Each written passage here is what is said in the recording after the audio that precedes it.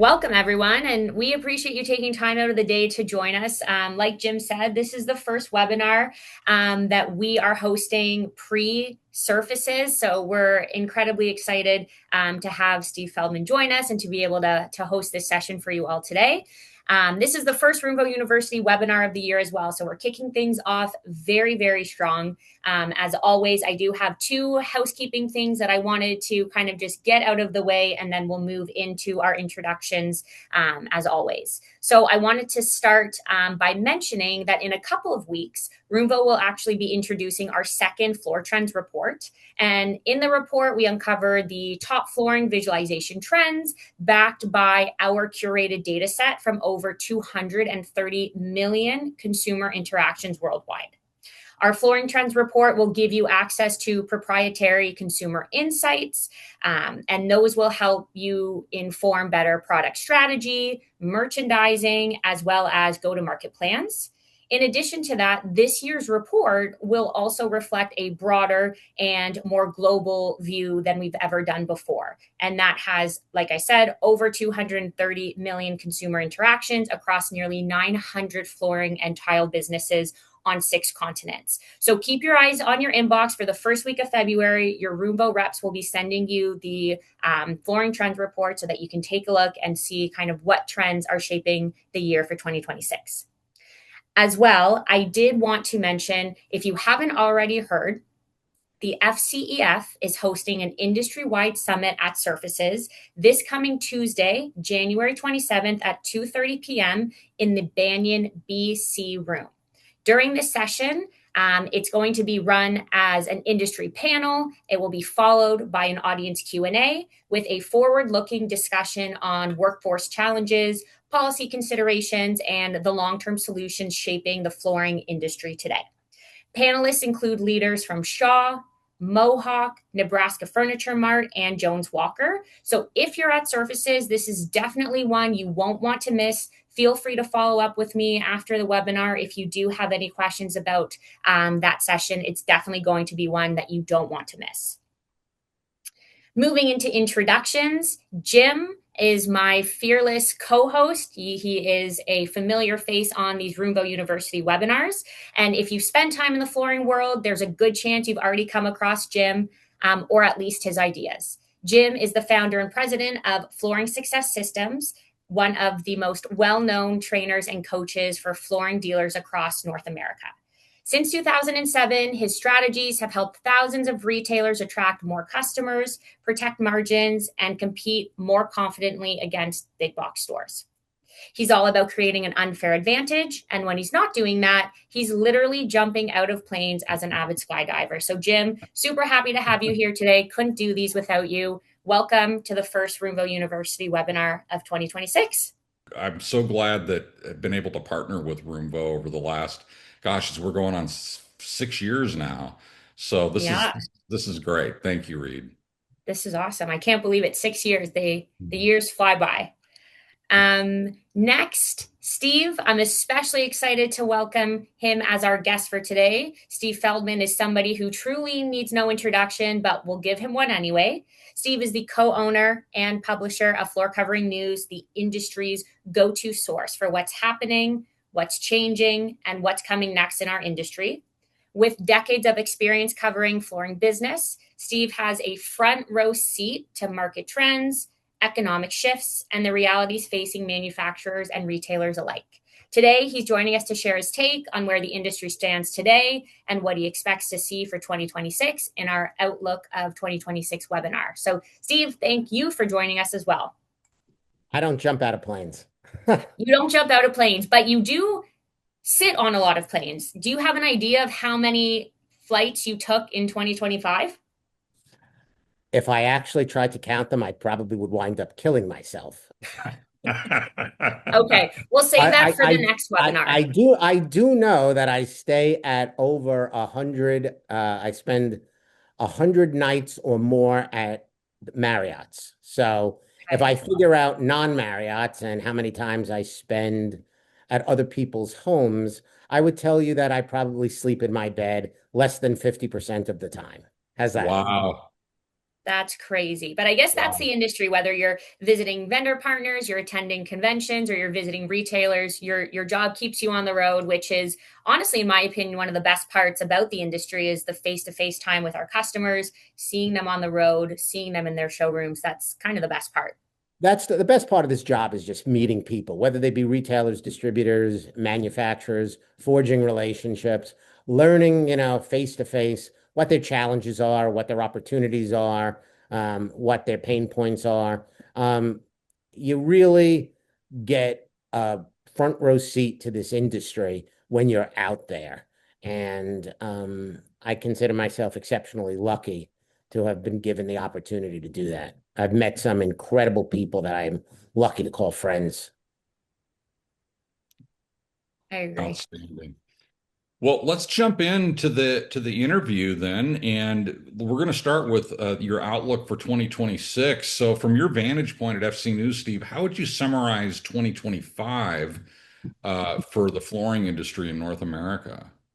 Based on what I've been hearing, I think when everything is said and done, and we do our stat issue at the end of June, and that's when we really dive into numbers and conversations with so many people. I'm feeling that the industry last year will have been down about 5%. Um, if you, there are a lot of different causes to that. First of all, the obvious, you have inflation that isn't really impacting the high end of the market, but it's impacting the lower to mid range consumer. Um, Inflation is not where it was, a year and a half ago, but it has caused a little bit of a disruption for flooring purchases. Um, Tariff uncertainty. I mean, particularly in that March, April period last year, um, affected the housing sector big time. And it was kind of tough from that point on. Um, Interest rates. You know, in the past, flooring is so tied to housing. And, traditionally, one of two things have happened in tough time. Either home prices are high and interest rates are low, or interest rates are high and home prices are low. That's kind of been the norm, throughout history. Well, we've been in a period for a few years now where interest rates have been high and home prices have been high. And why is that? A lot of that has to do with inventory. Very low inventory. People are not relocating when they have 3% mortgages and now, they have to get into something, in the six and change range. And by the way, that's kind of low compared to the sevens and eights that we've experienced over, the last few years. So when you combine all those things, that's what made 2025 a bit of a challenging year for retailers. What mistakes from 2025 do you think retailers need to avoid repeating in this upcoming year? The mistake that I would tell you that a lot of retailers make is cutting marketing. Yeah, it's, marketing 101 states that in tough times, that's the last thing you should really be cutting because this is when you need to get customers into your store. So a lot of retail, marketing, that expense, a lot of people consider that a low-hanging fruit. And it's kind of easy to cut, but it's kind of the worst thing to cut because this is when you need, if there are fewer customers out there, you need to be aggressive in getting those customers in your store. And part two of that is once you get them in your store, you have to close them. Closing rates become so much more important in tough times when fewer customers are coming into the store. So I would tell you marketing would be the one mistake. Cutting marketing would be the one mistake that I would advise people not to do in 2026, especially because I truly believe that this year is going to be significantly better than last year. Good. I'm happy to hear you say that because I think, it's important to kind of understand from your perspective, how do you see the overall flooring market in 2026 shaping up compared to what we saw in 2025? I get it's only January, but like, what are some kind of early predictions or things that you're seeing? The easy answer, is just to say that it will be better than 2025. But, anybody can say that. I'm going to tell you why. Um, what is today? Today is like the 22nd of January. So we're really only 3 weeks into the year. But, talking to Mohawk, for example, that have had regionals in Washington, D.C., Atlanta. Right now, they're in Huntington Beach. They have told me that attendance is much better than it was last year. Um, they're at 2024 levels, which they're happy with.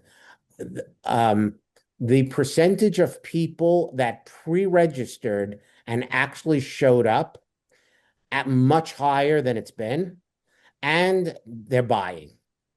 They are exceptionally happy with what they've seen from their road shows. That's a pretty good barometer. Also, while I wasn't at Carpet One in Denver, Ken Ryan, our senior editor, was, and he told me there was a lot of optimism in the room. People were buying, and Carpet One members, from what he told me, last year, while the industry might have been down 5%, they were actually up 1% as a group. So, it's not everybody is doing poorly, and early indications, suggest that this year is going to be better. I think, Reid, I think it has to be. First of all, there's a lot of pent-up demand out there. It's not that people didn't want to fix up their homes. There's plenty of pent-up demand. As interest rates come down, everybody talks about mortgage rates and people relocating, but nobody wants to talk about HELOCs and home equity loans, which, fund a lot of remodeling projects in this industry. As Yeah. those rates become a little lower and people are comfortable with those rates, you're going to see a lot more remodeling going on. Um, you know, um, Tariffs are still in the picture, but I think this industry has gotten used to them. And the last thing I'll tell you is that, we're seeing some prices on housing come down. Personally, I think interest rates are going to come down. I don't hear many people talking about it. I think I've been the only one, but, May 15th, Jerome Powell, the Fed chair, his term is over. You know who picks the next Fed chair? President Trump. Do you know what President Trump wants? Lower Lower interest. interest rate. That's Yes. right. So Yes. if anybody thinks that the next Fed chair isn't going to lower interest rates, maybe at the price of inflation, um, you know, they're wrong. I mean, you're going to see those prices come down, and I think that's going to lead, to lower mortgage rates. And the last thing I'll say about that, you're not going to see 3% mortgage rates again. However, people have short memories, okay? Nobody wanted to get a mortgage when mortgages were 7 and 8 because they were saying, I'm not paying 7 or 8% for a mortgage when everyone else was paying 3% 2 years ago. No, but that 3% is so far in the rearview mirror. It's now that barometer is 7%, 8%. So when you see a 6 or a 5 3/4, you're Mhm. going to think you're getting a deal. Yeah. So let's shift gears a little bit and talk about the industry trends and the market shifts. Are the biggest trends you are seeing in the flooring industry right now, Steve?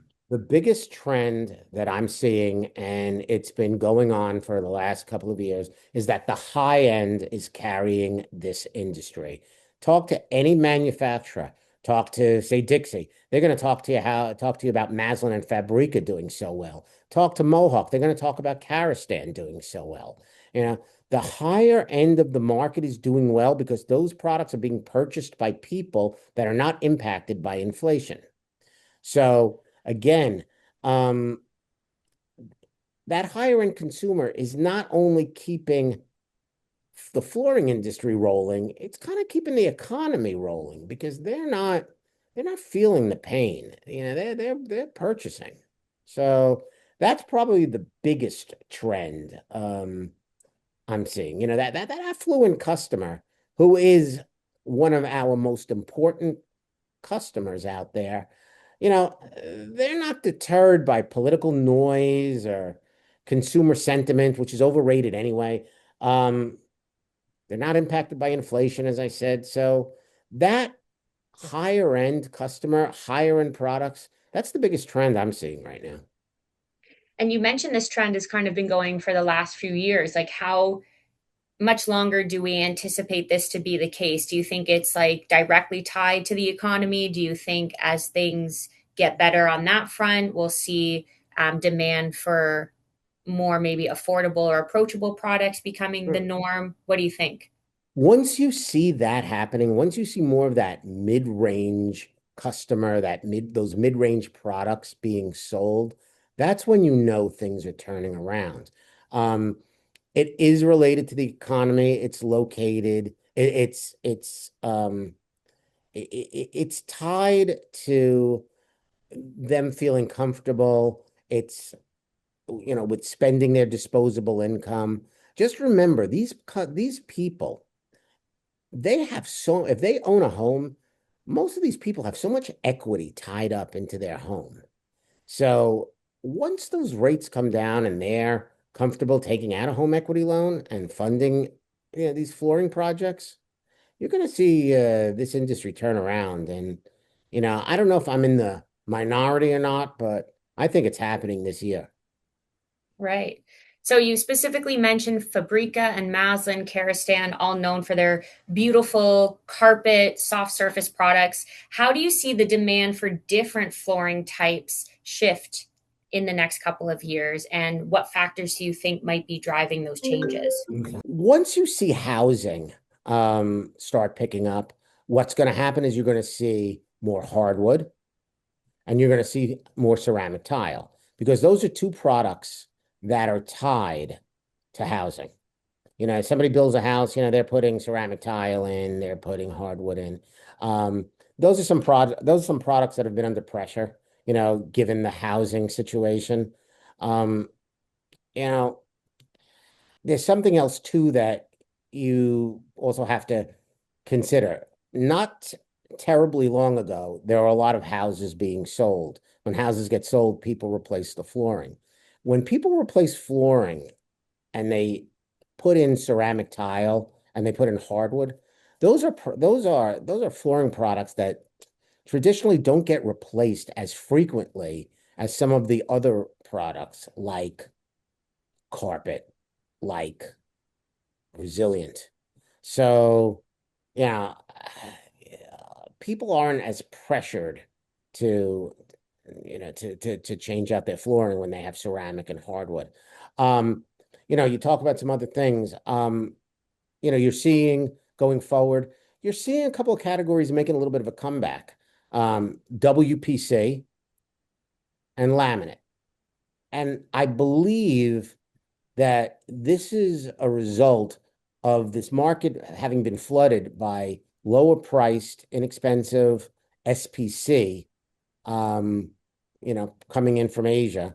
They're thin, it's thin, a lot of product failures because of, the wrong locking system on these thin products.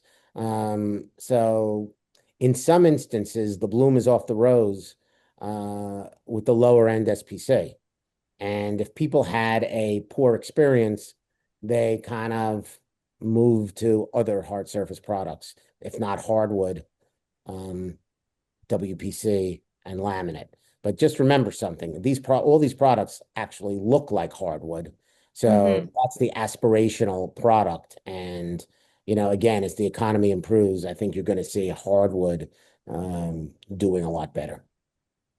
Yeah, Okay. so with hardwood and tile, like we know those are two products that take a special skilled labor for installation. It's not an easy installation, and there's additional requirements in being able to properly install those products. And we're always hearing that there's issues with labor in our market. So With the labor market being as tight as it has been over the last couple of years, what is your outlook for 2026? Do we see that improving in any way?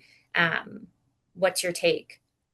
I always try and be an optimist, but with that question, it's very hard for me to be optimistic on that front. I'm going to start with just what's going on in this country right now with ICE.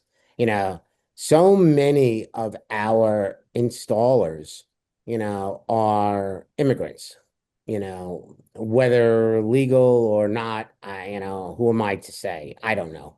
But I do know that we're hearing stories where a lot of immigrants are afraid to leave their homes.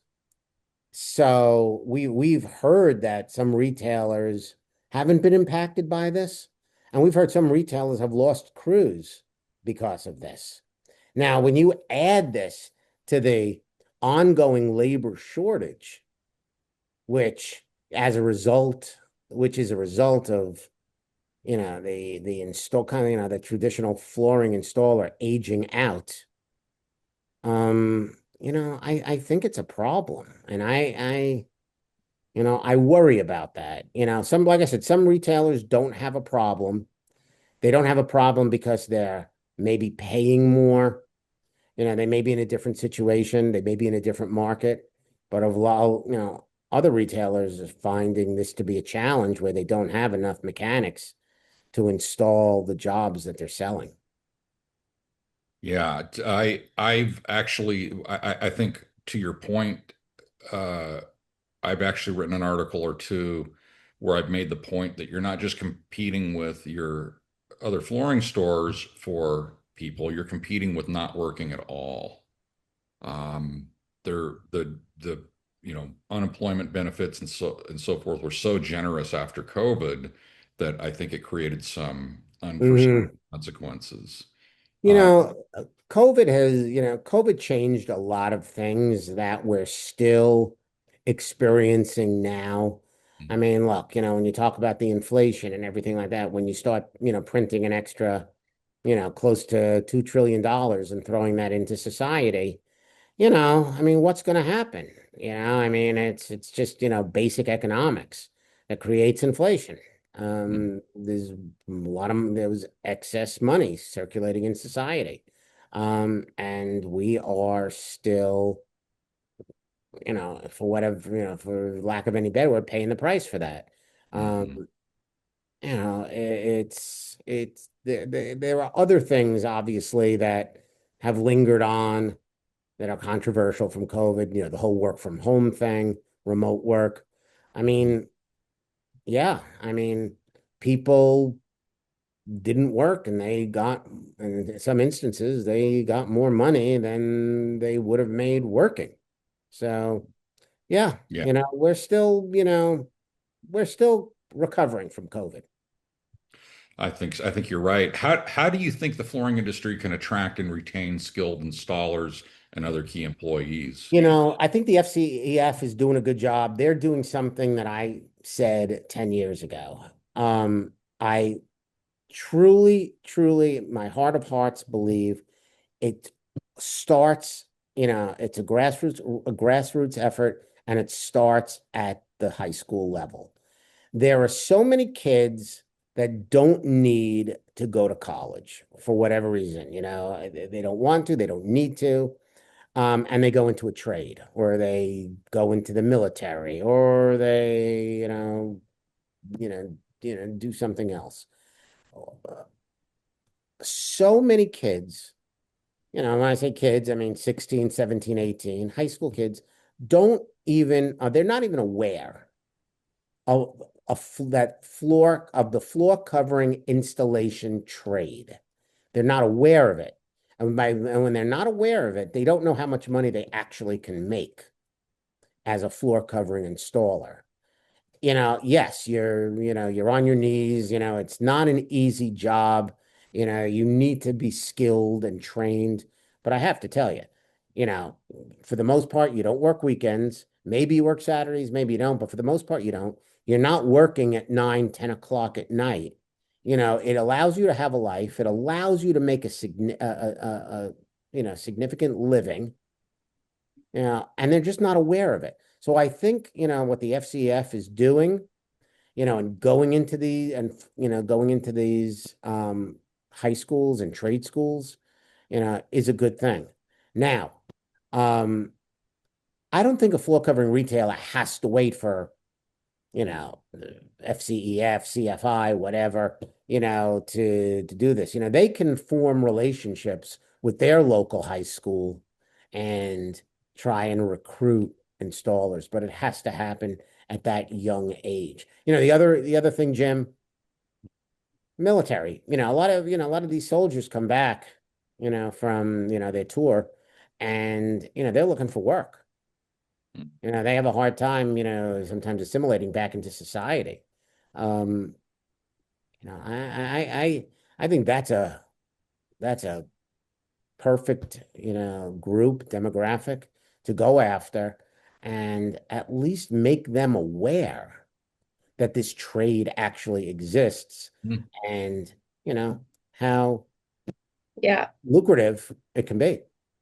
I think that's one of the biggest ones. I think that education and awareness is key. To your point, a lot of young adults don't understand that this is a truly viable career path. It's just not, as common of a career path as you hear like HVAC or carpentry or those other skilled labor jobs. And to talk about the FCEF, like they're an incredible organization. In 2025 alone, they trained 1,000 students. They're in 33 colleges and 16 different states. And they have an incredibly high success rate of students that actually go through the installation programs, actually coming into the floor covering industry and pursuing careers within it. So, yeah, I think the FCEF is doing truly amazing work. And it's organizations like this that are really bringing the awareness to the forefront for all of us, whether we're on the technology side like Roomvo or we're a vendor supplier or a retailer. It's kind of all of our responsibilities to help bring in new, people into the industry to really show them what it's all about. You think about it, it's kind of basic, right? I mean, if your industry is aging out, you have to replace the people that are aging out with young people. And, especially when, they talked at CCA, Ken Ryan told me about, how Gen Z, which is what ages what 18 to 29, they're mired in like the worst job market, in the last 20 years. I mean, here they're looking for jobs, and here's, a perfect opportunity for them. Yeah, with no college education, being able to get into a trade where within a couple of years they can be making six figures. That's exactly right. And I mean, I don't know about all of you, but I mean, I think we all, when we work, I feel like we want to feel like we accomplished something, Mhm. whatever it is. And I mean, when you're a floor covering installer and you're done laying, a floor, it doesn't matter what the product is, and you take a look at it. I mean, and there are some flooring installers that they're like artists. I mean, if you like look at the NWFA and they, when they do their floor of the year, and you see some of the floors that have been submitted, I mean, and even like I mean, I go to Starnet and I look on, they do their floors of the year, or whatever Their they'll call design it, awards. their design awards. And if you look and see what some of those installations on the commercial side, I mean, you know, breathtaking. I mean, I don't know what adjective you want to use, but I mean, they're phenomenal. Yeah, absolutely. It's no small feat. And when you see those projects, you truly understand that not just anyone can do this. It really does take, a skilled installer. And it's really about the awareness and attracting those young adults into the industry to show them what those possibilities are. And a way that we can do that, I think, is with technology. And technology is really kind of shifting how our consumers are shopping today. And with a younger, consumer buying their first home and looking to renovate their space, they're kind of having this expectation that there is some form of technology to help them make that purchase decision, whether it's an online piece of technology or an in showroom experience, regardless of what it is, there is that new expectation now. And we've kind of been seeing that shift since COVID, but I think it's been more accelerated over the last couple of years. And so, how, from your perspective, how is technology kind of changing the way that flooring products are being sold and marketed? And for retailers that aren't leveraging technology today, what kind of tools do you think they can use to really enhance the overall customer experience in their showrooms or on their websites? And I'll let you, speak to this more intelligently than me because this is your wheelhouse. But, I've been kind of following the progression of room viewers probably since day one. Okay.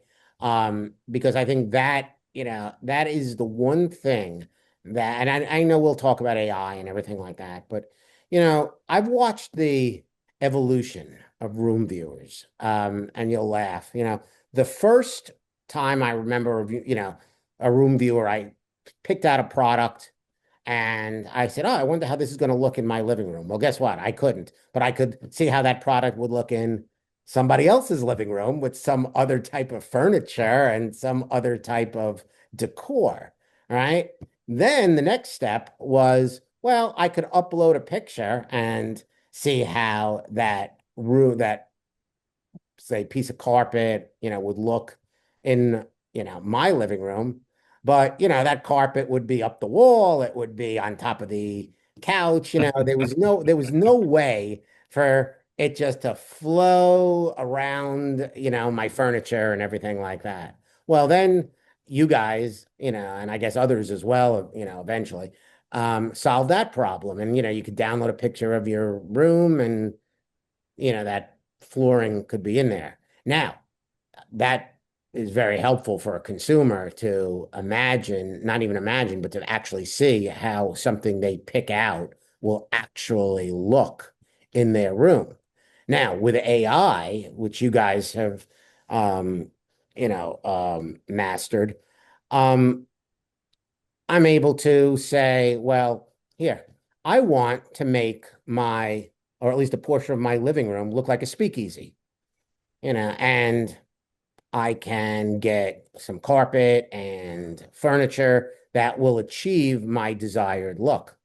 I think the next frontier is when somebody puts different furniture in that room.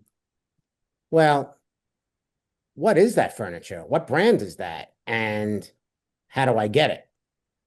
But it's not just how do I get it? It's where do I get it? You know, I know a lot of people, especially the younger set, see something online like furniture, says, "Oh, I like this," finds out what brand it is, and they go buy it.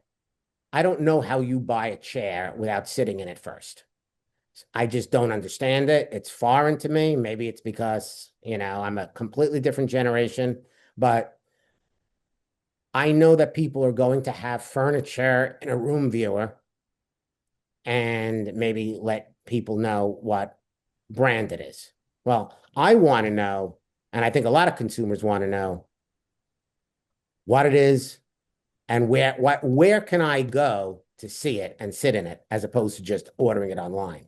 So all of this is, I think, what the next frontier is to, unless we're already there, to facilitate the shopping process. Yeah, absolutely. And I mean, you mentioned furniture. It's funny that you say that because that is a big focus for us for 2026. We launched our furniture visualizer last year. We're bringing it to retailers this year. So those of you who are on the call, stay tuned. That's a big announcement and rollout that we'll have throughout this year. But yes, to your point, not only being able to visualize it, but also being able to shop it. And that's definitely a focus for Roomvo for this year to really help customers not only visualize, surfaces, but the entirety of the space and making that purchase decision that much easier. But I do agree with you. I think that that touch and feel component of purchasing furniture is always going to be incredibly important. So if we can tease customers and show them what it could look like in their home online and drive that traffic into the retailer showroom, um, we find that to be a success. Despite, being the publisher of Floor Covering News, at the end of the day, Reid, I'm a consumer. Okay. And I told you, I want to make part of this. I have a relatively, decent sized living room here, and I want to make part of it have a speakeasy vibe. Okay. Because nobody has made it easy for me to find what I'm looking for and point me in the direction where I can actually go to a store and purchase it, or what I might find in a room visualizer powered by AI. Guess what I do? Absolutely nothing. Mm. And I can tell you that I am the typical consumer. All right. You mentioned AI, and I just have to kind of touch on this, and we can be very brief. But obviously, AI it's a big buzzword, with so many saying that it's something that you need to leverage or you're going to fall behind. And at Roomvo, it's used really in many of the things that we do. And we've found that retailers that are leveraging it are finding tons of success, whether it's helping to put marketing materials together or it's helping to put internal processes together. How do you see AI kind of changing what the customer experience looks like and what their decision making process might be? Well, it's interesting because, again, Ken told me at CCA there were a bunch of AI educational classes and they all were filled. Retailers are really interested in it, but, they're somewhat reluctant to use AI or to embrace it, except, they're using it for written communications. They're, like proposals, customer emails. But, we all know that that's tapping the surface. I see AI more like we just discussed being used to visualize, what, and I'm talking about the consumer here, what something would look like, in their homes and to be able to, and to be able to facilitate that process, from conception to purchase. That's where I think it's going to be valuable for the consumer. Um, the retailer, the knock on this industry is that it's always been a little bit behind, a little bit slow when it comes to technology. The big joke was that some people are still using fax machines, to place orders. So, as this industry gets younger, I think they'll be more, apt to embrace it. But I think it's companies like Roomvo that will have to, develop the programs and train these retailers to be comfortable using it. I'm totally aligned with you. I think that the training is equally as important of a component as having the tool, because if you don't know how to use it and you're not confident using it with customers or you're just not leveraging it at all, then there's no point in having it. And so at Roomvo, one thing that's really kind of core to what we do is for every product that we offer, whether it's to suppliers or to its retailers, we offer complimentary training. And we either do that over a video call, or if we happen to be in that retailer's area for whatever reason, we do them in person. And so, to your point, I'm completely aligned. The training is equally as important as the overall product offering Mhm. is. Yeah, I think the sky is the limit. And I think that it's, companies like yours that, will develop programs that will make it easier for the retailer and, the consumer as well, by association. The idea is to make the flooring process, the flooring purchase process as seamless as possible, while at the same time giving that customer the confidence that they're choosing the right product. And that's why I'm a big believer, in the visualization tools that also allow them to, you know, put furniture or whatever the case may be, um, create a theme for, that room. Exactly, exactly.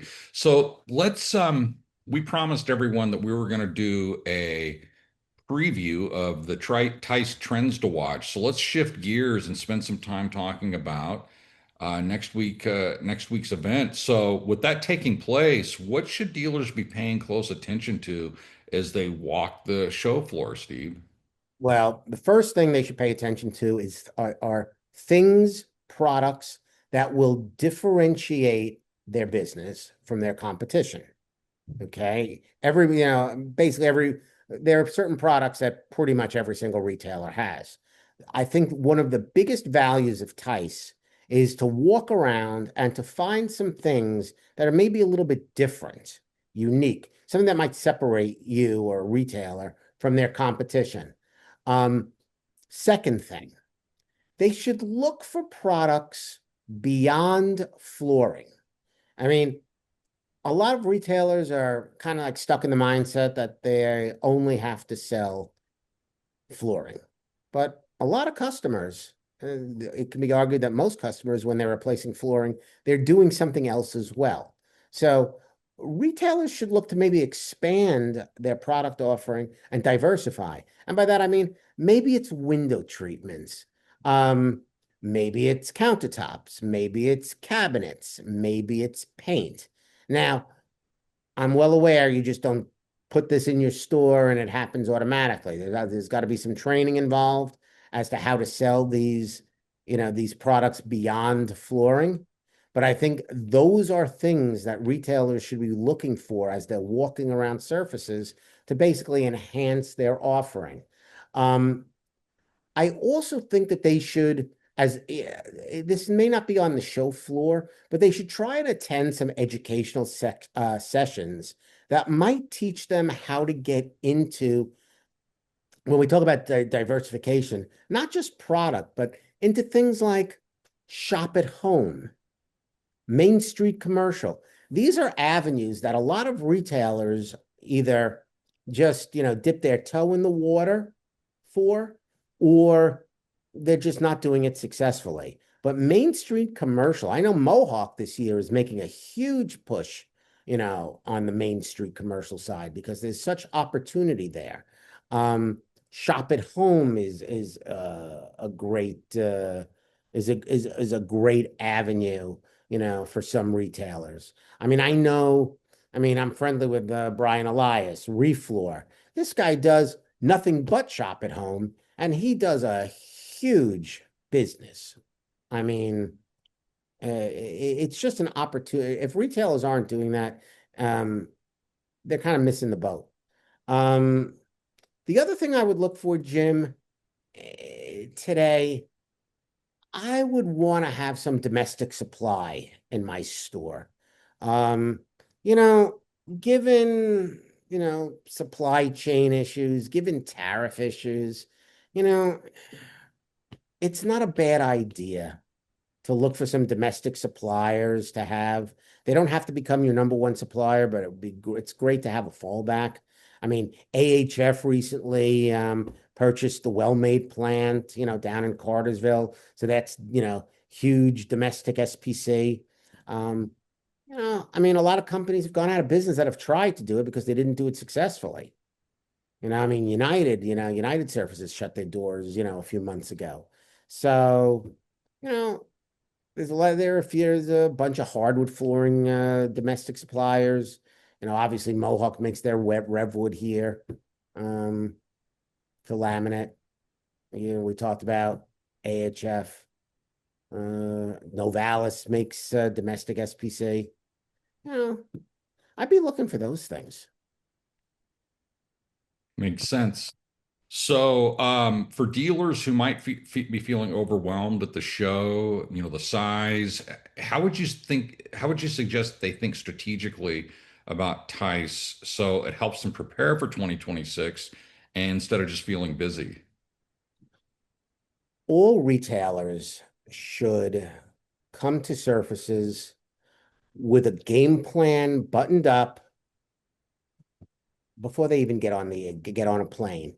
That means booking appointments with key suppliers, key accounts, or building enough time to walk the floor where they can find some products, to differentiate themselves. You know, Winging it is just not a Surface's strategy. Yeah, it just doesn't make sense.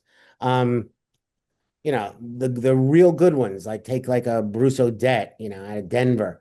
Um, he gets the most out of the show because, you know, he's well organized. Um, and he comes to the show knowing what he wants to accomplish. I think that's really the key is, why are you coming to the show?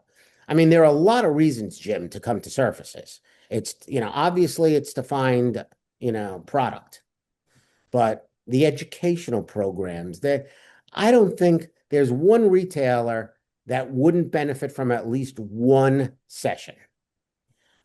Um, the networking. You know, there are a lot of groups like NFA, Carpet One. Retailers go to these conventions and they network with each other. They solve, problems that, might be inherent to all retailers. Um, but what if you're not part of a group? Surface is a great opportunity to, see people that you know and have conversations. Um, and look, whether it's on the show floor, whether it's at eye candy, whether it's someplace else, I would encourage people to talk to as many people as possible and share, what your challenges are, because you never know when somebody's going to say to you, "Hey, did you try this?" Or "I had the same issue as you, and this was my solution." I love the little eye candy throw in there. I'm not sure if everybody caught that one, but I definitely didn't miss that one.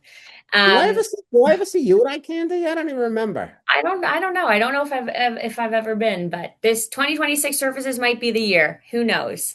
Who Um, knows? but with 9 minutes left, I've got one last question for you, and then I want to give it to the audience because I'm seeing a ton of questions come in from them. But we're in January, we're 3 weeks into the year. At the end of the year, when you look back at 2026 from a year from now, rather, what to you would success look like for the flooring industry as a whole? Okay. Number one, to get that mid-range customer back in the store and purchasing. Okay.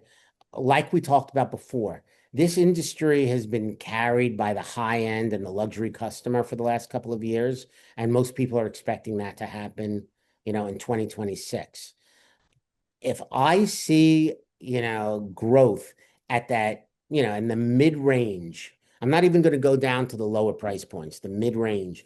I'm going to say that this was a successful year. Um, I'm going to surmise that interest rates will come down sometime after May 15th. And I think that once we see some movement on the housing side, whether it be, relocations or new builds, if I see enough of those, I'm going to know that this was a successful year for this industry. Um, I'm not really big on customer sentiment. I don't know how that, ties into this industry. Um, I'm going to want to make sure that the stock market stays high. If the stock market, stays in this 48, 49, even if it goes, above 50, I'm going to know that this will be a good enough year for the flooring industry. Because so much, yeah, I've always said that inflation, I'm more worried when I see the stock market dip. That's when the people with money get a little nervous. They see their portfolios decline.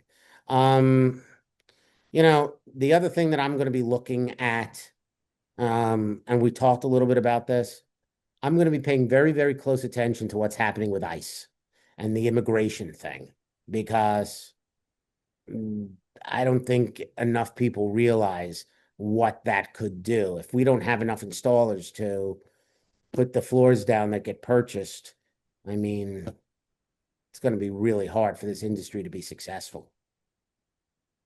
Yeah, understood. And I think that's, where FCEF can come in, and there's a lot more that we can do there to bring the installation programs to more colleges. I mentioned it's in 33 colleges across 16 states. How amazing would it be if it was in every state and in every college? So that's Mm. kind of the dream there, but there's lots of work to be done this year.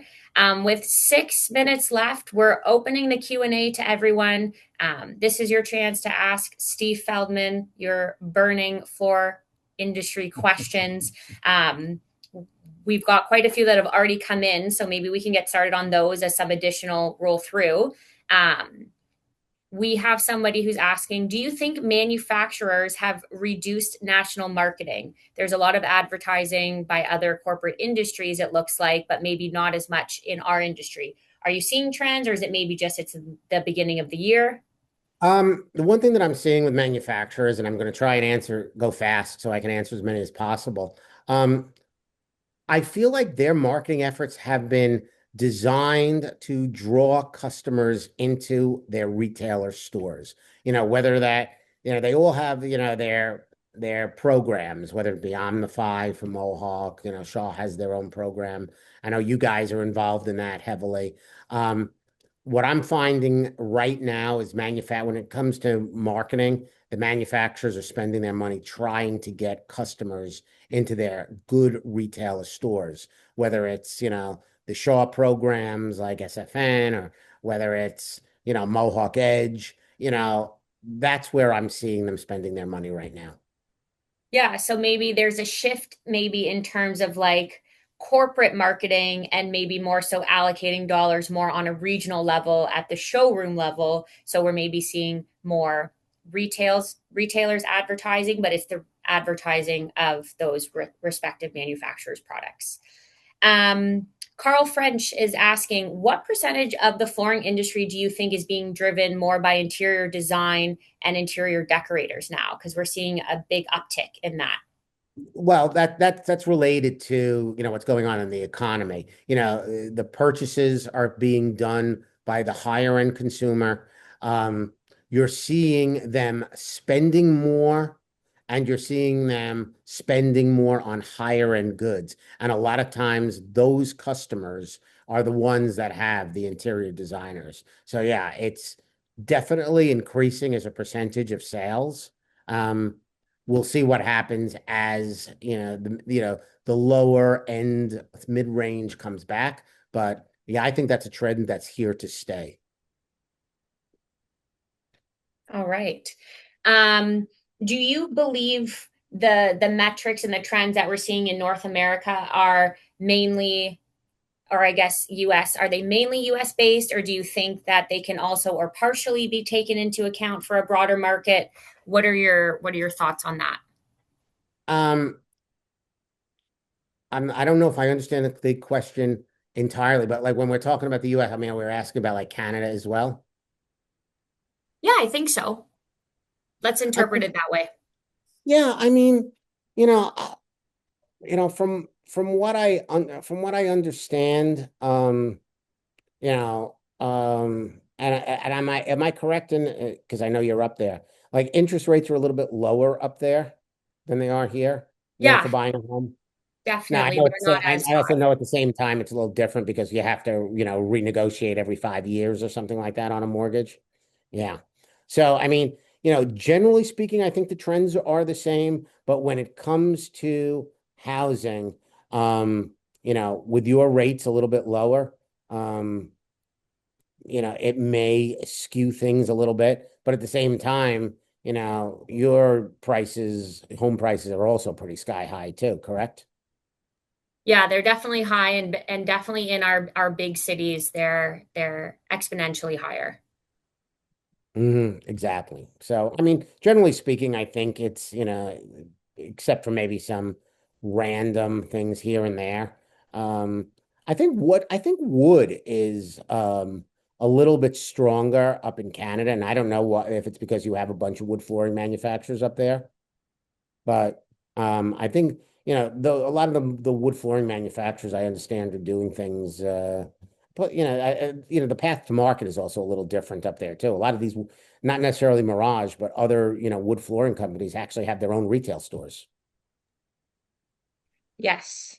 So I guess it, yeah, I guess it does apply to Canada in some sense, but obviously different economic factors and marketplace considerations from the US to Canada.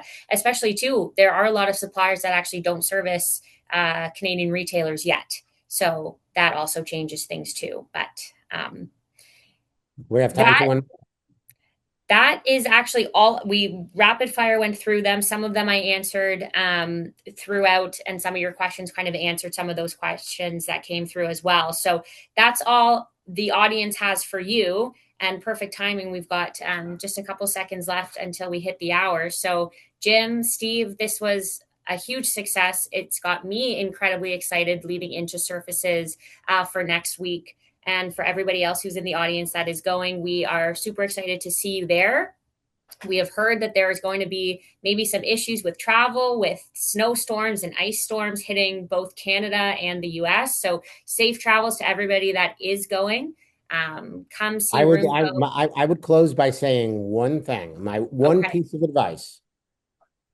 I was going to touch on it. You said it. There's going to be some bad weather, and it's going to hit this country, Saturday night into Monday. So if anybody can leave on Saturday day as opposed to waiting until Sunday or Monday, I would advise that. You Good heard it here advice. first. He does it all. He's a travel coordinator, owner and publisher of Floor Covering News, And a foodie, weatherman. and the weatherman. So I was told never trust the weatherman, but I am going to trust you on this one. Like we said, safe travels. We're so excited to see everyone at Surfaces next week. We appreciate everybody joining us today, kicking off the first Roomvo University webinar of 2026. So thank you all. Have a great rest of your day, and we hope to chat soon. Thanks, everyone. Bye now. Bye, Bye, everyone. everyone.